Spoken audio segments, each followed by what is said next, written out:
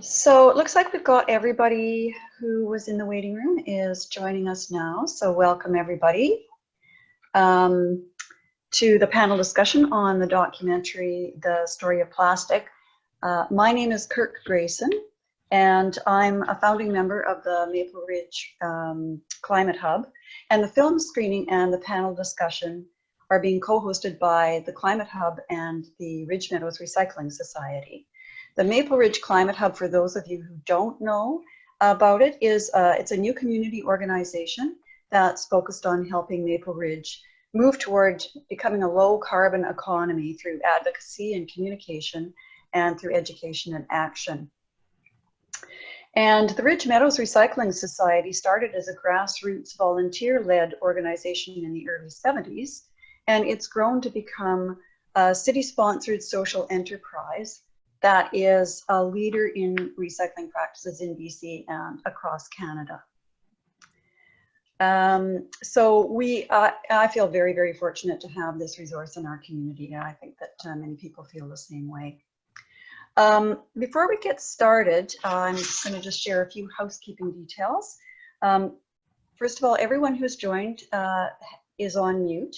So if you have a comment or question, use the chat screen that's at the bottom, the little icon, the chat icon at the bottom, and you can either direct your comments or questions to me as the host or to everyone, and everyone can read it, and either way is fine. It'll probably be easiest to follow the conversation if you're in presenter mode, so you can just use your little icon at the top to switch between speaker view and gallery view. And I also want to let you know that the discussion is being recorded, so the recording should be available afterwards as well. So I'm just going to start out with a bit of a summary about the documentary that everybody's watched, just so that we're kind of all on the same page. I know some people probably watched it a while ago, some people might have watched it last night. So just a quick summary. The Story of Plastic was created by an organization called The Story of Stuff, which is from the United States. And they make animated films and documentaries that are designed to spur changes in society's attitudes toward consumption. So I would really encourage everybody to look up The Story of Stuff if you aren't already familiar with them, because they have a lot of great animated shorts and longer documentaries as well. And the film reveals more than just statistics, but even these are really eye-opening. More than half of all plastic ever produced has been produced in the last 10 to 15 years, which is something that I certainly wasn't aware of, and I found that pretty shocking. Industry has controlled the conversation and selling us the idea that plastic pollution is the fault of the consumer. And it is true that 91% of plastic is never recycled, but that's largely because when most plastic is produced, it's not produced in such a way that it allows it to be recycled. And only 2% of plastic is recycled into something of equal value. So unlike glass and metal, plastic degrades when it's recycled. The film shows us that when plastic is sent overseas for recycling, it's sorted and washed in unsafe working conditions by low-paid workers, and most often women, with the toxic effluent then flowing into bodies of fresh water that are often used for drinking water and for fishing. So we learn that the economy that we have around recycling is possible because of poverty, and significantly poverty in other countries. In Canada, we wouldn't tolerate people doing this kind of work in these kinds of working conditions. The manufacturing process itself releases toxins into the air, and when plastics are incinerated, they release CO2, which contributes to climate change and other poisons, so that people living in the vicinity of either a plant or an incinerator suffer higher than average health problems. The chemical industry argues that plastic is important for many purposes, such as medical equipment, which is absolutely true. But the bulk of growth in plastics is packaging, and that's driven not by demand, but by supply. And we learned that there are just a few main producers, including Coca-Cola, Unilever, PepsiCo, Dow, DuPont, 3M, and Procter & Gamble.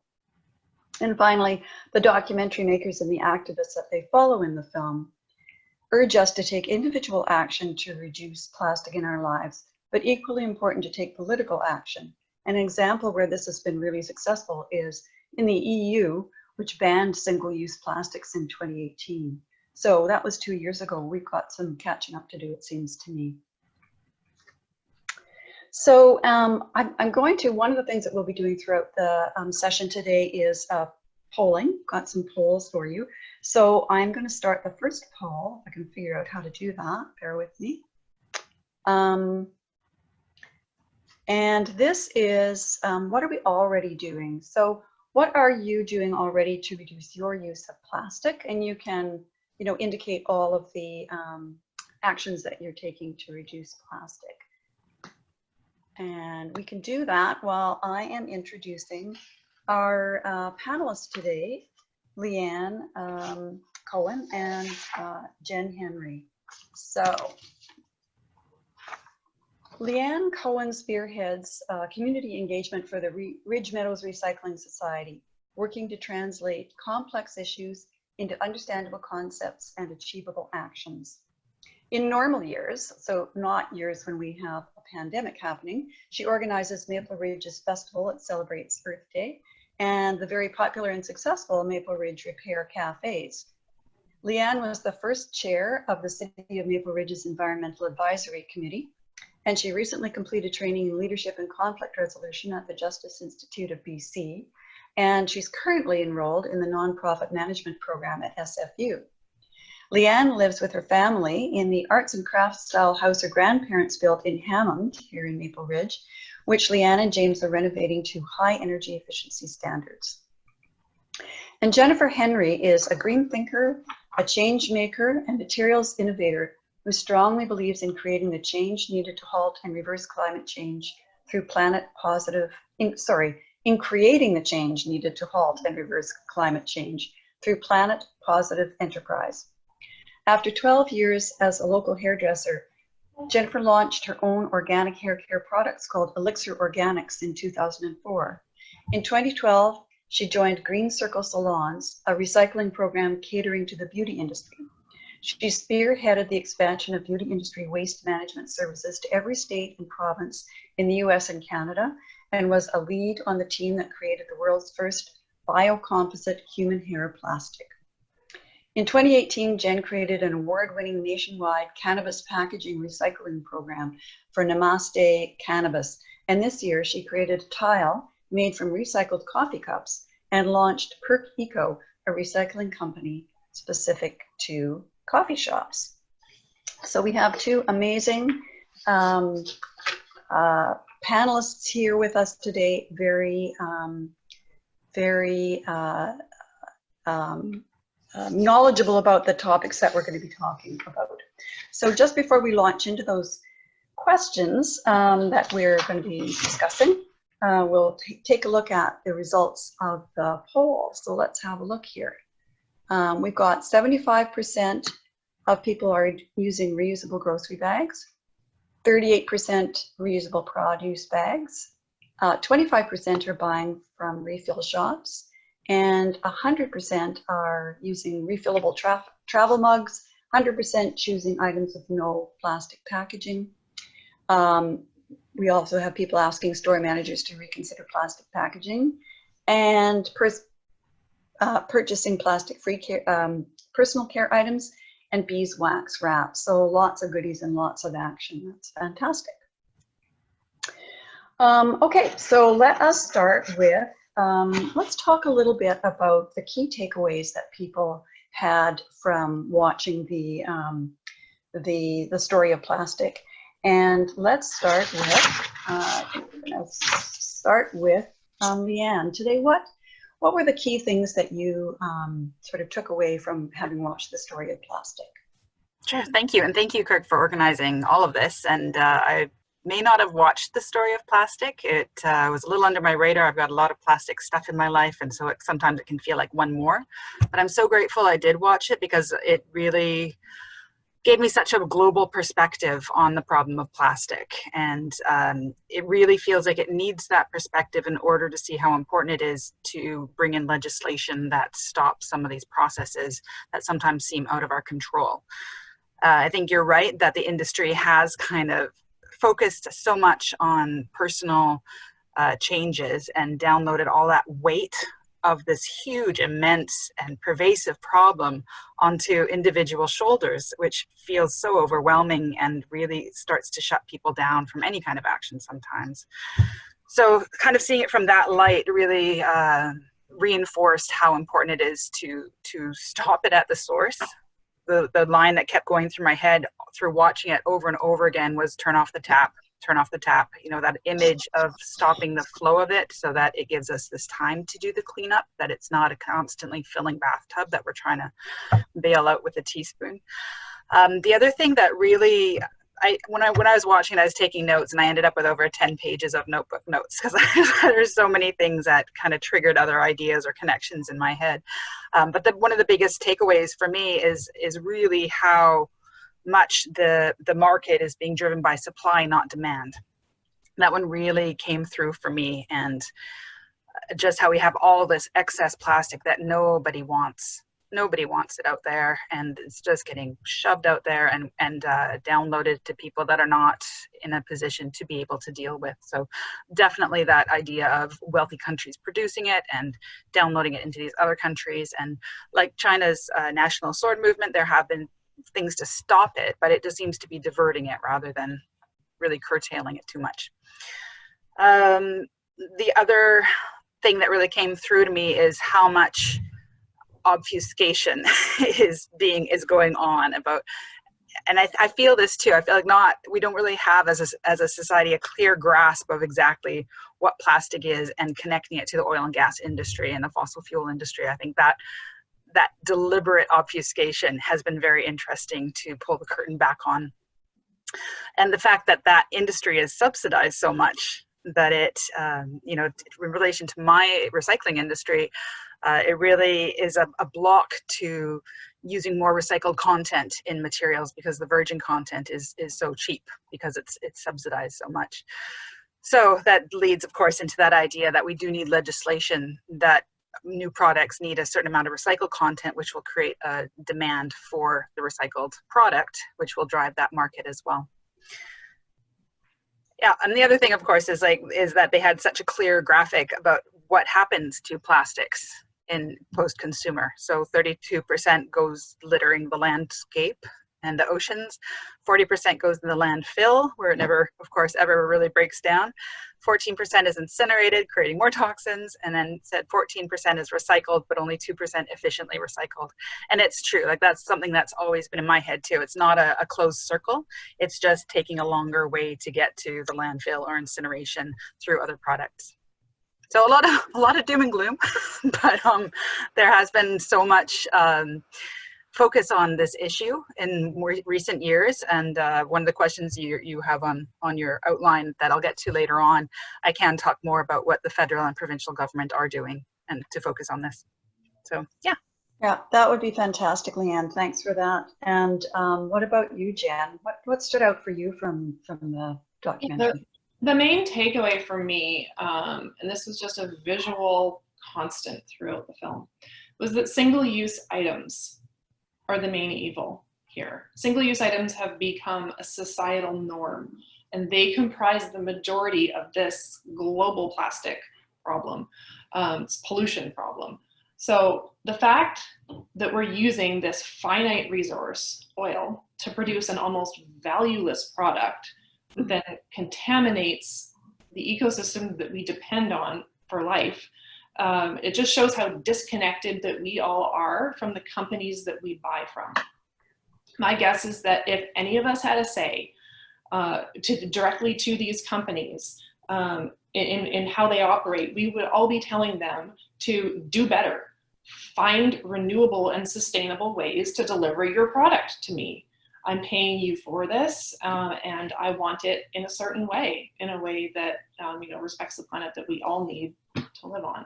So this using this resource to make a durable product that is reusable and say a medical necessity like syringes or, any number of things that hospitals use, or any of these very necessary plastic, tools and delivery systems that we need that are reusable and durable. Durable is a key word here. That is a far better use of this finite resource than a single-use item. Just the footprint and the miles that a single-use package has to travel from where it's extracted to where it's consumed to where this linear equation of the single-use product is just lunacy. And anybody who watches this film can see that. It shines through. That was my main takeaway. Oh, that's really interesting. And as well, we're paused here just for a second. I just want to encourage everybody, if you have a question or you want to add a comment, to please use the chat feature, and we will be getting to comments or to questions also from the listeners as well in a bit. So I've got a question for you then, Jennifer. Since the COVID pandemic began, we've seen many stores refusing to allow people to use their own reusable bags and containers. And we certainly saw from the poll that people are pretty enthusiastic about using those. Some stores now are starting to let up on that policy, but many are not. And I'm just wondering, can you shed any light on how those decisions are made and who makes them? And do you have a sense of how soon or whether we'll be able to get back on track with reusable bags and containers? Mm-hmm. In terms of how soon, no, I don't have an idea, because it really depends on COVID and our recovery and our flattening the curve. But when it comes to the decision, yeah, these decisions are made in boardrooms and offices, large offices, small offices, independents and large companies. And the existing pre-COVID beliefs of these companies are going to influence the decisions that they make around this. So were they pre-COVID, and still are they, a people and safety first organization, or are they a planet first organization? Are they a triple bottom line company, people, planet, profit? Are they a B Corp? What kind of company are they? What are their values? Where their values lie? How do they respond to environmental challenges before COVID? Mm-hmm. All those types of things are going to influence what they do now, whether they're going to continue to push, like Nada, for example, the refillery business that in Vancouver, they have been doing everything in their power to stay open and keep providing waste-free, packaging-free options for people that come there. They haven't been able to, for a long time, they weren't able to encourage people to continue to bring in their own containers. They had to provide containers that for purchase. And so the type of company you are pre-COVID is going to influence how you roll this out in terms of whether or not you allow reusable materials. So it's tough to make these decisions as a business owner, looking at, having to look at safety as well as sustainability, because really sanitation is the enemy of sustainability, because it's just like you can either be clean or you can be sustainable. There's like this choice that needs to be made here, whereas in reality, there is a way to do both. It's just harder and more expensive sometimes. Yeah. So let's reward the companies that take those steps to go out of their way by finding them and supporting them and talking about them in whatever circle, whatever voice you have. Hold them up high and say, look, here's a company that's going out of their way to provide reusable, washable, reusable bags. There's so much innovation happening out there. And some of the decision makers that the tools that they are using to make these decisions, Dr. Bonnie Henry, WorkSafe BC, all of their guidelines that are being published and best practices that are being published, but customers have a voice as well. We need to tell them if we don't like what we're seeing. If you buy from someone, you have voice with them. Use your power as a consumer to tell them how to keep your business. If you want to keep my business, you need to act in such a way. Here's what is of value to me. So push for a return to reusables and make your voice heard wherever you spend your money. Those are great comments, and I love the idea that what did you say, that sanitation is the enemy of sustainability, but there are some companies that are figuring out ways to do it, so they're not sacrificing sanitation for sustainability. They're making those two things work together. So question for you, Leanne, what happens now to waste in plastic? So sorry. Stumbling on my words. Plastic waste in BC. So what is the, I think that what we saw on the documentary was pretty startling, and I'd just like to know what does that actually look like here in BC? BC is unique in not just Canada, but not just the world, but also in Canada, for the way it's set up its extended producer responsibility programs. And I was really excited to hear them using that specific term and referring to these kind of programs in the documentary, because they are quite big here in BC. People might know them better as product stewardship programs, but BC's are run by the provincial government. So they have a recycling regulation that they set. They target a certain product and they say to the retailers and producers and manufacturers of that product, you have to set up a program that has the ability for consumers that buy the product to bring it back to have it disposed of safely at end of life. So it started with things like paint, where they didn't want the paint to be going into the rivers and creeks and everything like that. So paint created this program with drop-off depots. So now when you buy your paint, you pay a bit of an eco fee, and that pays for the recycling program. So the paint can be, sorted through, and they can reuse it if possible. If it's hardened or they can't use it, it's incinerated safely. So it's like a take back program. So in BC, when they started, they made industry fund these 100%. So it's not taxpayer subsidized as it is in other provinces. It's 100% industry funded. So of course that comes from the consumers who pay for the product, but then it's a user pay system. It's not like people who don't use that product are subsidizing people who do. So in BC, plastic, specifically plastic packaging, was covered starting in 2014. So the organization is called Recycle BC. They're the one that's in charge of printed paper and packaging recycling in BC for all of BC. And so a lot of plastic packaging falls under that category. And they have it divided into hard plastics, which are usually the more easily recyclable types of plastic. Styrofoam, they do have some places to take styrofoam and recycle it. And again, it's that kind of downgrading, right? It's never used for the same thing. So it eventually just gets back to some of the problematic places. Soft, stretchy plastics and other flexible plastic packaging, which is also multi-layered, multi-laminate ones, some of the sachets that were in the film that are very hard to recycle.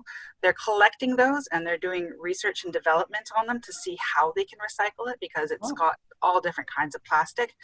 But in the meantime, so it's like, yay, they're collecting, it's good. And then there's not really a way to recycle yet, that's bad. And so they have developed, so in BC also, sorry, there's a place called Merlin Plastic. So there's actually a manufacturer of and recycler of plastic in BC. So it doesn't go out of province. All the stuff that Recycle BC collects stays in province to be made into new plastic, which is very exciting. Anyway, Merlin Plastic has developed this type of engineered fuel that they are, until they can figure out a way to recycle the flexible plastic, they're also creating this engineered fuel, which is not good because it's burning it, but it replaces coal, which is good. So it's this really kind of like yay, no way of, it's very complex, but they are collecting it here in BC. So theoretically, it's not making its way as much into the environment or being directly incinerated. It's kind of taking, again, a longer pathway to incineration.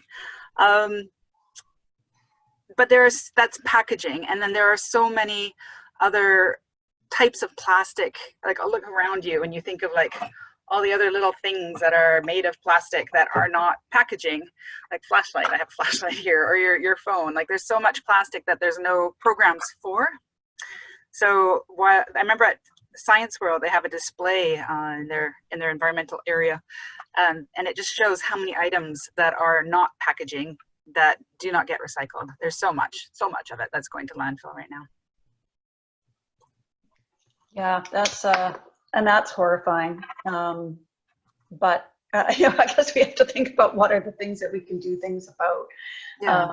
and start, at least there are some things, and it's really encouraging to hear how much is going on in BC. And in the movie, it did refer to National Sword and China just shut its doors to all that low-grade plastic, and that North Americans and Europeans were shipping over there. And it was such a wake-up call, because suddenly all of these places that would just collect it and ship it there were stuck with it. They had to stockpile it, and eventually I'm sure they just had to start burning it or landfilling it because there was no place for it to go. So ideally, that move will start to build the infrastructure for plastics recycling in North America and in Europe, and they will start to take responsibility to say, we're producing this mess and we should be looking after it within our own areas. Yeah. So that has neatly segued into a question that I was going to ask, but I think that you've answered it pretty thoroughly about the extended producer responsibility. And here's a question that I was originally going to give to you, Leanne, but I'll open it out to both of you. And it was a question that we had from an audience member. People are afraid to change because they're worried about their livelihoods. And how can we help people get past that hurdle? So I know, Leanne, you had an opportunity to give that a nanosecond of thought, and maybe, but Jen, maybe you can weigh in as well. So. Sure, and I needed to clarify that you were talking about the oil and gas industry. So, yeah, it is definitely a huge provider of jobs in Canada, and I think it's very interesting province by province how attitudes towards that question would be quite different. So there have been a lot of studies, and I can't pull one out of a hat right now, but if you do some research, there are definitely lots of studies that show that renewable energy sectors employ a lot of people as well. So as we transition to solar, hydro, wind, and the one I always love is wave power. I think it's an underutilized one that a lot of people don't have on the radar, but the potential for wave power is definitely there with the tide. And I think there are definitely jobs that will be created as we shift as well. Jen? Mm-hmm. I often think about my own move from working in an unsustainable industry to wanting to move towards sustainable work. So work is critically important to almost everyone except for the 1%. We need it, but really, if you zoom out kind of to the 10,000 foot view, is there work on a planet we can't live on? There's not. That's where we're headed. It's hard to see that view when you're just looking to pay your mortgage for the month, and it's really easy to lose sight of that. But really, ultimately, I guess my position on this would be that wherever you are in your work journey, if your work is in a place where there is room to be more sustainable, then again, using your voice and your position and your knowledge to push those things forward. And if you can't push them forward, at least putting them into the minds of the people around you, it's going to eventually advance every organization, especially as regulations take place. So if the place you work in is in a polluting industry, just know that as governments strive to achieve the UN Sustainable Development Goals, which they are countries world round, it's just regulations are going to come down. Regulations are going to influence every single industry. And so one of the things that can, I think, help in your work and in your career and in you feeling like you're being able to work in a way that aligns with your values is to, again, just use your voice, talk about these things, talk about the solutions, talk about what the future looks like, talk about what better looks like. What's the better normal post-COVID? Leanne and I were talking about this. What does the new normal look like? Let's make it look better. Let's put the ideas out there that get it to better, because when there are ideas laying around during a crisis, it's the ideas that were laying around before the crisis that everybody moves towards, going, oh, look, here's something that we were looking at. Now it's critically important. Let's move this way instead of that way. So what is the better normal? Find it, talk about it, put it out there in whatever channels you have, social or social media, your social circles, or your work people. Just use your voice wherever you can to push these ideas out there and make them heard. Yeah, and I think people need to see a vision, a positive vision for the future in order to kind of get on board. It's a classic change management challenge, is to help people, involve them, engage them, have those conversations, and help them see that positive change. This is actually a really nice segue into the next section that we were going to talk about, which is actions that we can take. So I'm going to put up another poll. And you mentioned the government, and this is, whoops, stop sharing results. I don't know how to get to the next poll. Maybe we just won't do that. maybe that's something that I'll just take away as my little piece of homework, how to do polls. Okay. We actually had a question from the group here attending, so I'll read that out, and that may be something that we can address as well. So Steve says, corporations seem to have almost limitless resources to advertise, lobby, market, and even harass people to enforce their narratives. How do we counter the pro-plastic narratives and marketing when it appears they have the resources to just put more effort into meeting any challenge? Yeah, it's a tough one. I think especially in this era of misinformation, and I tend to say like Canada's a little bit different. When you look at all of the misinformation that's being propagated south of us, that definitely affects us. And it always seems to fall, like in all different industries, it always seems to fall to the grassroots to get the message out and to kind of break through that corporate veneer. And I think this movie, and I think the story of Stuff is very effective that way, because it says it so clearly, and so it's so obviously lays out what's going on. So I think that truth is something that once the kernel of it is out there, it stays with you. It stays lodged. Mm-hmm. So it's like, yeah, it's like the red pill and the blue pill. Once you can't go back once you have that knowledge, right? I think when it comes to in Steve's words, this pro-plastic narrative, it's definitely there. But one thing that I know about corporations, a lot of them, is they love to greenwash. When there's an opportunity to say, oh, we're being green, we're doing this, we're doing X, Y, and Z, they love to talk about it, whether or not it's having actual real positive impact or not. Sometimes they don't even want to know if it's having actual positive impact. They want to just be able to go, okay, well, I didn't know that it actually wasn't doing good. We thought it was. So in turn, this for me comes directly back to innovation. Companies love to be at the forefront of whatever given movement that is that's kind of top of mind. Right now, green is really hot. It's really cool. And for those of us that have been immersed in it for a long time, it's kind of like, oh, really? It took you guys it took it this long for it to be cool? Like, come on. But there's lots of cool things happening now. And things like, for example, Loop. I'll talk about Loop. So there's this Canadian company owned by a man named Tom Zaki. He owns TerraCycle, which is a recycling company that recycles hard to recycle items. And he started Loop. Loop makes durable packaging. It's the milkman model. So your Haagen-Dazs ice cream that used to come in, the poly-lined, paper container. You can now get, not in Vancouver, it's not available here yet, but you can get Haagen-Dazs ice cream in a stainless steel insulated container that you then put out on your porch in a Loop you know, a tote, and then the mailman takes it away and brings you back your new Haagen-Dazs refilled container.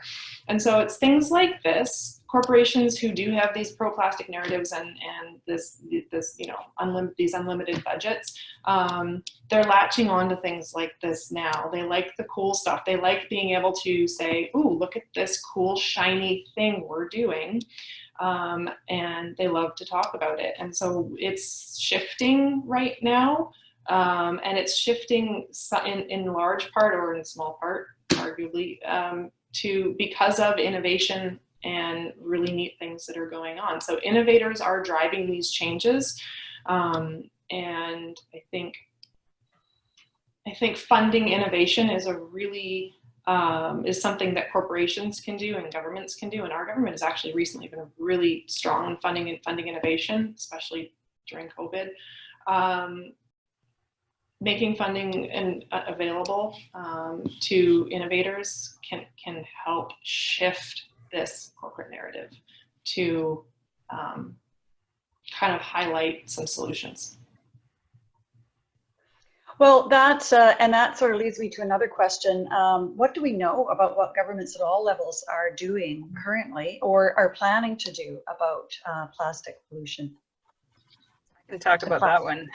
Yeah, so I have been collecting kind of plastic updates from different organizations and studies and that, and I got them all together, and there is a huge pile of them. Oh. And these are just in the last 2 years. So there were 2 in 2018. One was the Government of Canada initiating the Ocean Plastics Charter, which was signed by a lot of international signatories. And then the Canadian Council of Ministers for the Environment, also in 2018, started a strategy on zero plastic waste, which they've been moving forward with. And then last year, they turned that into the Canada-wide action plan on zero plastic waste. So there's a lot of things that were really starting to launch. This was really top of mind for a lot of government organizations. And then COVID hit, and that, of course, kind of took the front seat. And it's going to be interesting how quickly they can get these back on track after it, because it is quite a disruption. There was a report of the Standing Committee on Environment and Sustainable Development from the House of Commons last year as well, called The Last Straw, Turning the Tide on Plastic Pollution in Canada. There's been Environment and Climate Change Canada did an economic study of the Canadian plastic industry, markets, and waste. They have, Metro Vancouver has been doing single-use items waste composition studies. The BC Ministry of Environment and Climate Change Strategy has been doing a plastic actions plan. They did a policy consultation paper last year, which has turned into kind of announcements that they're going to be changing their recycling regulation, which regulates the EPR programs. So some of the changes that they are planning to do are to add single-use items to the printed paper and packaging section. So things like utensils that come along with takeout food, for example, were not covered by the printed paper and packaging. So they're going to be adding those in, which is great. They're going to be adding packaging-like items. So there's a really difficult one to describe to consumers, that things that were in the program, things weren't in the program, is that if you bought them in a package, like garbage bags or Ziploc bags, those were a product. They weren't packaging. The box they came in was packaging, and that was in the program, and that was recycled, but the things that inside weren't, even though they look exactly like bags that are in the program. So there's a lot of confusion there. So they're going to be cleaning that up and adding that all, but that's not going to roll out until 2023. They're also adding milk and milk alternative packaging to the beverage container program. I'm not sure how they slipped out of that one in the beginning, but those will be added as well. So things like soy milk and that, which weren't part of that program, but were covered through the Recycle BC program, are now going to probably have a deposit. So BC's deposit system, one of my personal things, I would love to see deposits on more things, because they really contribute to a high return rate. So if you paid a $5 deposit on a TV, for example, when you came to end of life, if you got that $5 back, you would see less of them in the ditch, right? People would actually bring them back because they could get that refund back. So in my mind, there's a lot of things that could just add a deposit for, including packaging. You could have, like, bring in 5 sachets and you could get 5 cents. things like that. So there's a couple other things that they're doing, but they are focusing on it, and they are moving forward with things that they talked about, which is exciting, because a lot of times they're like, let's do a pilot, and then you never hear about it again. And the federal government, they did announce that they will be banning single-use plastic by 2021. So we'll see how that rolls out. But yeah, lots of stuff. The city of Vancouver, of course, has been doing their Greenest City initiative for ages. So if anybody wants some inspiration, just go check out what they're doing. They're really front of line with all that. They've been rolling out styrofoam bans for takeaway items and businesses, and they've been doing a great job. That's very comprehensive and encouraging. Really excited to hear about the federal government's move to ban single-use plastics, and because I know that I think a lot of other levels of government are kind of waiting for that to happen. Some governments, like the city of Victoria, had initiated a single-use plastic ban, and then that was actually overturned by the Supreme Court of BC, I believe. And I know a lot of municipalities were waiting on that decision as well, whether to move forward or not as well. So exactly. Having it harmonized makes a lot more sense, especially for businesses and producers, because otherwise they have to comply to all these different regulations across the board in different provinces and different municipalities, and it would just be a nightmare. So harmonizing across the country, definitely the way to go. So I guess that really just brings us down to what can we do as individuals, and and Jennifer, maybe I'll just turn this one question over to you. What do you think businesses can be doing to move towards zero plastic waste? And how can we as consumers support that move to reduce the packaging and reduce all of the single-use bags, et cetera, that we get?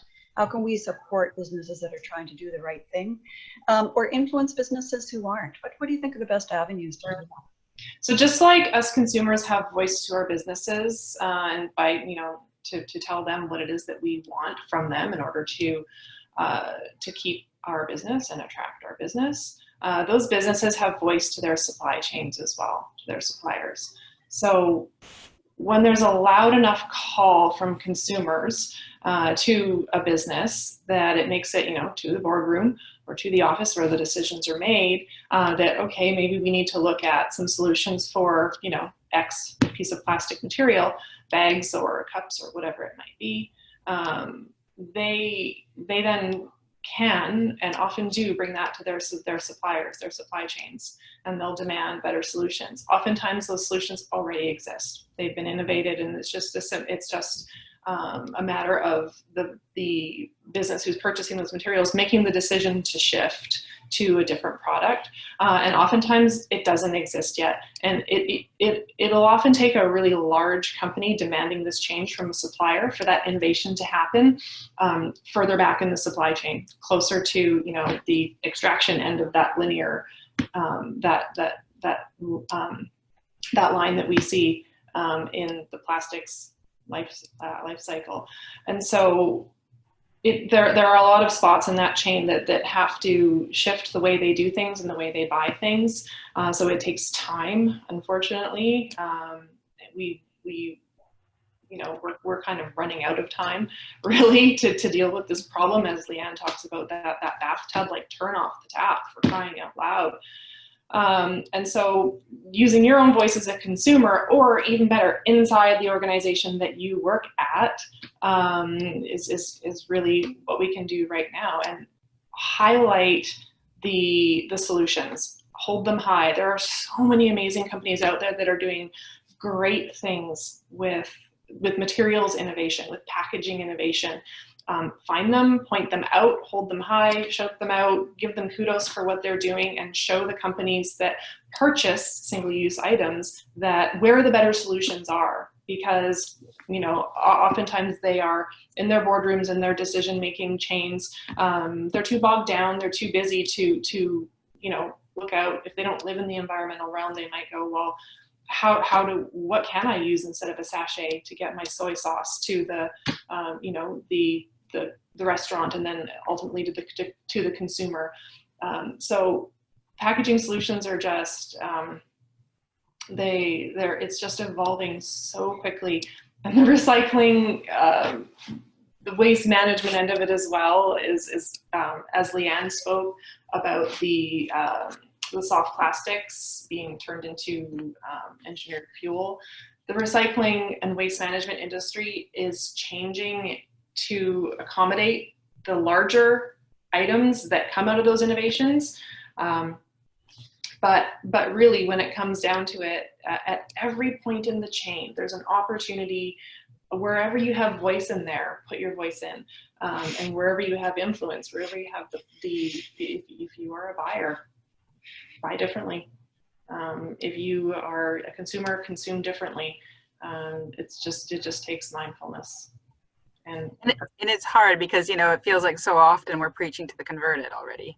yeah. And how do you get that message to people who just don't have time, or they have, you know, it always feels like time, right? They haven't taken the time to really think about the issue or the impacts. And I guess it's also that feeling of, like Kirk, you were saying that you have to have a positive vision for the future, right? If you feel despair, you're not going to make an effort, right? Or if you just feel like you can't make a difference, people won't start. So how do you kind of break through that veneer of, yes, you can make a difference? And, you know, Margaret Mead's quote about how grassroots organizations are the only ones that have ever been able to achieve that change.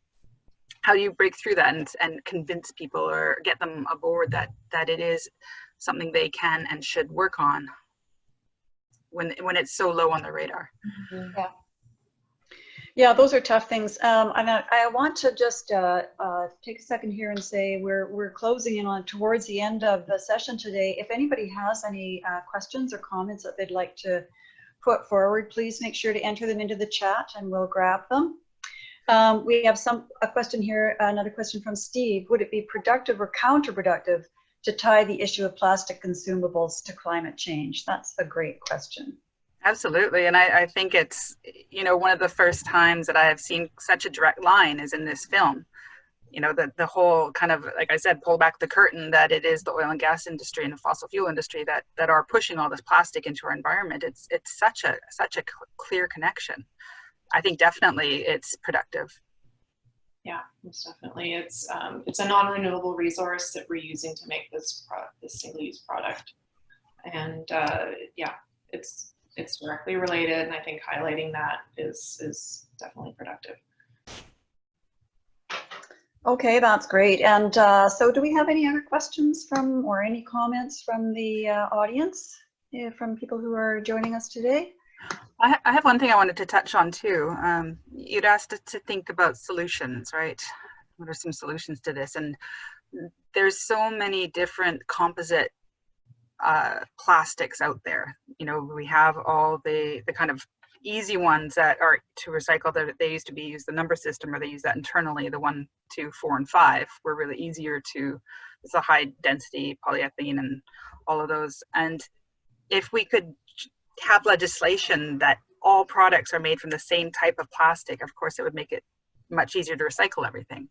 The problem is when they have the different types of plastic that you have to separate it along the lines. It's the same thing as you know, single stream recycling versus multi-stream recycling. You have to have a clear stream of the specific type of material in order to make new materials out of that.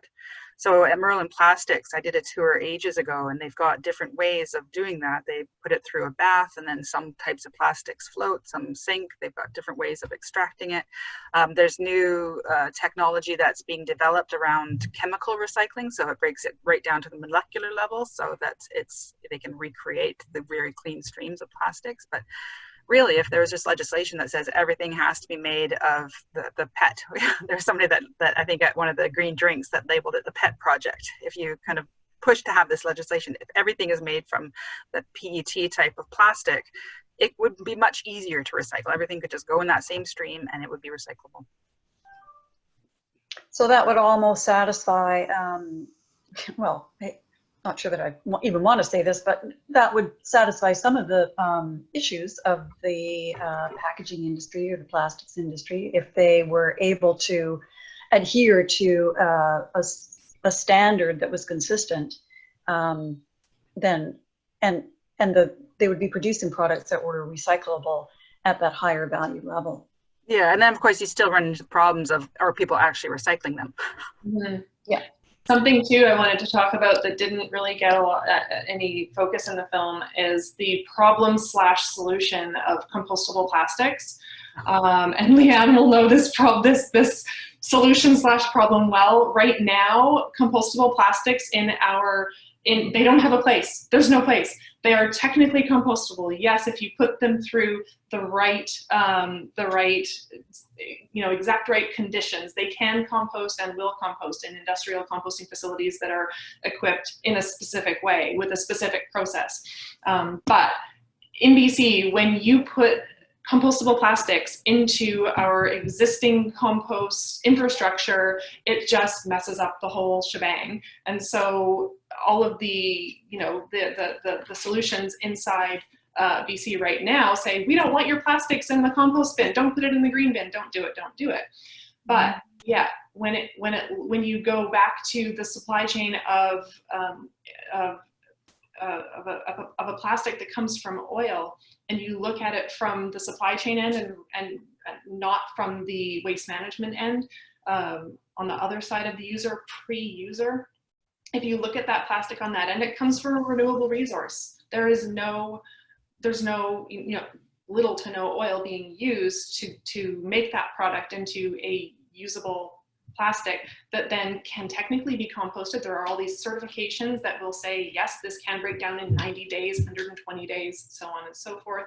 And most of these compostable plastics will have that stamp on there. It'll say, certified compostable. It was certified by that body to be compostable somewhere in some way, but Not in your backyard. Not in your backyard, and even not in many of the industrial composting facilities. So we've got, here's a perfect opportunity of innovation, where on the front end of that chain, there's a win, but on the back end of that chain, there's no solution for it. It has to go to landfill. When it does go to landfill, it's an organic material. It is creating methane as it breaks down in landfill. It's not getting light, it's not getting air, it's becoming anaerobic, and it's creating methane, so it's becoming part of the problem. And the whole idea of biodegradable plastic is an oxymoron. Right. It just does not go away. It just breaks down into smaller and smaller pieces, and all the problems of when it enters the food chain and affects hormones and all that. It's entering our food chain as well. One of the things I keep thinking of is people buy a bottled water, and do they think the plastic isn't leaching into that? There's a study that the amount of plastic in bottled water is definitely higher than it is in tap water. I mean, the fact that we have plastic in all of our water anyway is disturbing, but people think that there's no magical barrier that keeps that plastic that's containing the water from leaching into it. And I think one of the area, I'm just going to segue into this, is I think a lot of people aren't really aware how much plastic is in our clothes. And I think the issue of microfibers washing off in washing machines is becoming higher on people's radar. Every time you wash your clothes, microfibers go down the drain and enter the water stream. But I think, if you actually look at your clothes and look at the tags, it really surprised me when I did this one time, how much of our clothes are made of plastic. And, are we aware of buying clothing that's made of natural fibers, wool, linen, all those things, cotton, and make that a priority? Yeah, that is a great point. It's quite a distance from a single-use plastic bag. I think everybody can, instantly recognize that that's, that's an easy one to identify as something that we can live without. But the whole fashion industry is a whole other thing. It just contributes a horrendous amount of greenhouse gas emissions. Yeah, I mean fast fashion as well, right? All the way down. Exactly. Yeah, it's the same thing, creating things that people don't need or want. Disposable. Exactly. Yeah. Yeah. So I think it's pretty well time to wrap up. We had another sort of side conversation from between the panel and our listeners around refillable containers, and is there anybody who's doing that kind of thing? So Jen suggested trying the bulk barn in Langley. And then Laura Lynn also had another question. Are there any programs to get hotels to switch from the tiny shampoo bottles? And what are the best methods to get organizations to change? And I know, Jen, you had some thoughts around social media and the effectiveness there. Yeah, definitely using social media, tagging them when they're taggable, and you're talking about them and demanding change. Especially if you're a customer of them, you have voice with them. So tag them where you can. And if you can't, just mention them. And sometimes it will be shared enough that they'll see it. There are some great campaigns out there, like the best one that comes to mind was a really successful one for Starbucks to produce a better cup. And it was #BetterCup. And it was a petition that ultimately caught Starbucks' attention, that was compelling them to make a more recyclable cup, or use more post-consumer recycled material in the content of their cup. They responded, and positive changes happened because of it. So petitions are great. Tagging them in social media and demanding change is great. And in terms of the tiny shampoo bottles, I don't know of any programs to get hotels to switch away from that to a more like bulk, like the dispenser on the wall type of thing. I know there is some mention of some large chains doing that, but I don't know of any specific program. But what I do know about is there's one company, it's a nonprofit based in Orlando, and it's called Clean the World. And Clean the World has some really big hotel chains on board, and they do it quietly. I wish they would talk about it. But they don't. There are, I think, like the Marriott chain is on board Clean the World program. Clean the World collects all of the half-used soaps and toiletries and little bottles from the hotels. They bring them back to the facility in Orlando. And they basically remill the soaps, and they pasteurize all the personal care products, and they recycle the bottles, they repackage them, and they donate them to disaster reliefs. Like in the earthquake in Haiti, they delivered all these little kits of shampoo and conditioner and soap. And it's a big, messy job to do it. I volunteered in their facility in Orlando, and I was literally had a potato peeler and a big vat of soaps, and then you're literally peeling the yuck off the outside of the little bars of soap and then tossing them into the bin beside it. So it's, it's super meaningful work. There are people doing really great things and just creating solutions for waste. Clean the World is one of them. You can go on the Clean the World website and see which hotels are participating and support those hotels and tell them you're there because they're part of the Clean the World program. Costs them a little bit of money, but it's a great program. I was really interested to hear about the brand audits too that are done in different countries, because it does address that dichotomy between what a company wants to be known for and how it wants to portray itself and the reality of what is happening to the products. So if they're portraying themselves as a very green, responsible business, and then they're held accountable for where all their stuff goes, it's hard for them to get out of that one, I would think. Mm-hmm. Yeah. So that seemed like a very effective and actually way. at a micro level, I know that last summer, Plastic Battle, the organization here that sort of focuses on plastic, they did shoreline cleanups, and they did exactly that. They were calling out Tim Hortons, I think in particular for the percentage of trash that they picked up that came from that one organization. And that makes me think, one of my beefs as well is that, I said BC is a leader in the EPR programs, but they are only applicable to residential waste. So the ICI sector, the institutional, commercial, and industrial, there's no mandate for them to recycle. There's no legislation saying businesses have to recycle at all. Oh. So that seems like an easy one. I'm sure it's not, but it seems like such an obvious one. I mean, they are producing more waste than residents. Yeah. So I think it's just, politicians get into an area where they are reliant on businesses' support, so they don't want to do anything that would endanger that support, and it feels like we get gridlocked. There seems to be quite a immobility to hold businesses accountable at times from a legislative point of view. People don't want to go there at all. Yeah, and there certainly is a heavy duty lobby.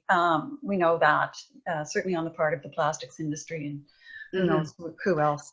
And one of the things on Recycle BC's radar was at the beginning was streetscapes. So streetscape recycling was under their mandate, but it's so impossible to make a profit out of it. They've really avoided it and sidestepped it, even though that's part of their responsibility. Their members' packaging and printed paper is ending up in the streetscapes and in the garbage, but they are not stepping up to provide funding for that. Well, on that cheery note, I think I'm going to have to wind it down because we are at time now. And I want to thank both of you, Leanne and Jen, for your amazing insights and information. I learned a lot just from listening to you both, a lot.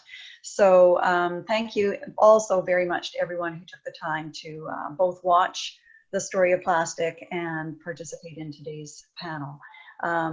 I hope that everybody can sort of go forth and help to raise that vision in your own community, in your own networks of the future that is a good one for us in terms of plastic. We don't need all of the packaging that we encounter on a daily basis, and let's find ways to make pollution a thing of the past. We've been asked by the Story of Plastic organizing team to send out a short survey to participants. So when I receive that from them, I'll be forwarding that on to you. If you could take a few minutes to complete that, that would be helpful to all of us, I think. And I'll try and also send a list of further resources if anybody wants to do some more exploration into the whole matter of plastic. And throughout Plastic Free July, follow the Maple Ridge Climate Hub Facebook page for more tips on how you can reduce your plastic use. And we've got a few people who are posting about their journey, so that can be fairly entertaining, and I'd invite you to do the same thing. It's kind of fun. There also is a Ridge Meadows Plastic Free July Facebook group, so if anybody's interested in joining. Oh, fantastic! Yeah, there too. So we'll make sure that we're cross pollinating there too. So thanks again, everybody, and enjoy a great sunny afternoon. Thank you, Kirk. Bye, everybody.